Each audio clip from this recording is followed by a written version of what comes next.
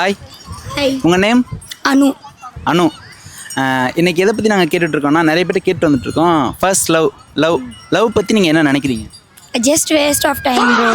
எல்லாரும் இப்போ சும்மா பேருக்குனா லவ் பண்ணுறாங்க, சும்மா டைம் பாஸ்க்குனா லவ் பண்ணுறாங்க. யார் இங்கே உண்மையாக லவ் பண்ணுறா சொல்லுங்கள்? அப்படி சொல்லிடாதீங்க. ட்ரூவாக லவ் பண்ணுற பர்சன்ஸ் இங்கே இருக்காங்க. நீங்கள் மேபி பார்த்த பர்சன்ஸ் அப்படி இருந்திருக்கலாம்.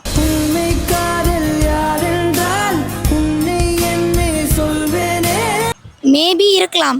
ஆனால் வந்து எனக்கு என் சரௌண்டிங்ஸ்லேயே நான் பார்த்த வரையும் யாருமே உண்மையாலாம் லவ் பண்ணல ப்ரோ. எல்லாமே ஃபேக்காக தான் இருக்காங்க.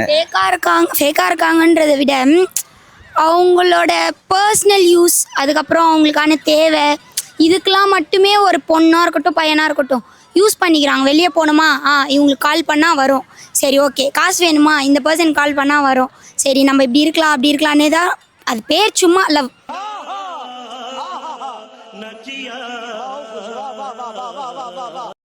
ஆனால் யாருமே உண்மையான லவ் இல்லை. ஆனால் என் அப்பா அம்மாவும் லவ் பண்ணி தான் கல்யாணம் பண்ணிக்கினாங்க. அதுக்கப்புறம் என் சித்தி சித்தப்பா லவ் மேரேஜ் தான். எனக்கு தெரிஞ்ச பர்சன் நிறைய பேர் லவ் மேரேஜ் தான் பண்ணியிருக்காங்க. அவங்க ஜென்ரேஷன் லவ் வேறு, இப்போ இருக்க ஜென்ரேஷன் லவ் வேறு. ஆனால் நான் லவ்வே தப்புன்னு சொல்ல, இந்த ஜெனரேஷன் லவ் தப்புன்னு சொல்கிறேன். ஓகே, உங்ககிட்ட ஏதாவது ப்ரொபோசல் இந்த மாதிரி ஏதாவது வந்திருக்கா?